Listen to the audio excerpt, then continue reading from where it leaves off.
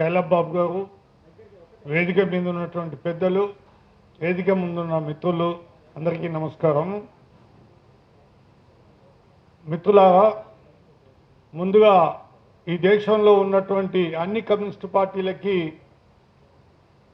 మేము రుణపడి ఉన్నాం. షెడ్యూల్ కులాలు కారణం ఏంటంటే దాదాపు 70 సంవత్సరాలుగా ఈ దేశంలో పేదల పక్షాన ఉంటూ ప్రత్యేకంగా షెడ్యూల్ కులాల మీద జరిగే అత్యాచారాల మీద పోరాటం చేస్తున్న సంస్థలు ఏదైనా ఉన్నాయంటే ఈ దేశంలో కమ్యూనిస్టులని చెప్పక తప్పదు. ఇక్కడ ఒక విషయం మీకు చెప్పి నేను ఎక్కువ టైం తీసుకోను. అందరం కులం పోవాలని అనుకుంటున్నాం, కులం కావాలని ఎవరనుకోవట్లే. ఈ వేదిక మీద వివిధ సంఘాల నాయకులు అందరూ ఉన్నారు. నేను ఒక రెఫరెన్స్ చెప్తా, దాని తర్వాత ఈ మధ్య కాలంలో జరిగిన పరిణామాలని మీరు అంచనా వేసుకోవాలి. లారీ ముఠా కార్మికులు సంఘం పెట్టుకుంటారు. ఎందుకంటే వాళ్ళ యొక్క జీతభత్యాలు చాలీచాలని జీతాల నుంచి వాళ్ళు ఒక సంఘటితంగా ఫామ్ అయి చాలీచాలని జీతాల కోసము పోరాటం చేయటానికి వాళ్ళు సంఘాలు పెట్టుకుంటారు. కానీ లారీ ఓనర్స్ కూడా సంఘాలు పెట్టుకుంటారు. ఇది మనం నిత్యం చూస్తున్నటువంటి విషయం. మరి లారీ ఓనర్స్ అసోసియేషన్ సంఘాలు ఎందుకు పెట్టుకుంటాయి? ఆ కూలీలని దోపిడీ చేయటం కోసం పెట్టుకుంటాయి. ఈ రెండు కూడా సంఘాలే, కూలీల సంఘము, లారీ ఓనర్స్ సంఘము, ఈ రెండు కూడా సంఘాలే. కానీ ఆ సంఘాల యొక్క లక్ష్యాలు డిఫరెంట్గా ఉన్నాయి.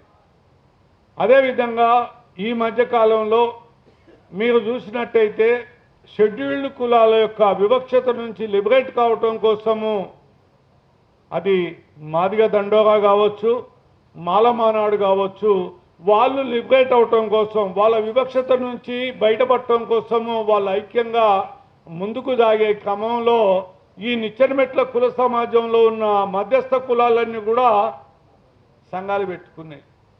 ఆ సంఘాలు పెట్టుకొని వాళ్ళు ఇస్తున్న పిలుపు ఏంటంటే,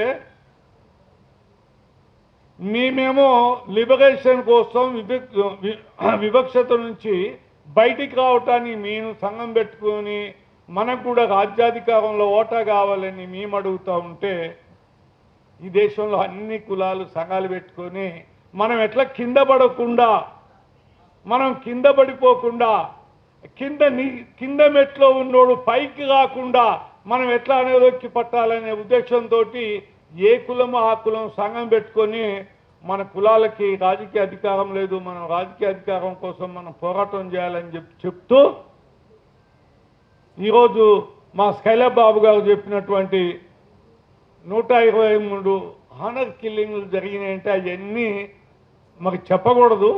ఏ కులాలు చేసినాయో మరి న్యూస్ రీడర్స్గా మీకు తెలుసు, నిరంతరం ఉద్యమాలు చేసే వేదిక మీద ఉన్న పెద్దలకు తెలుసు.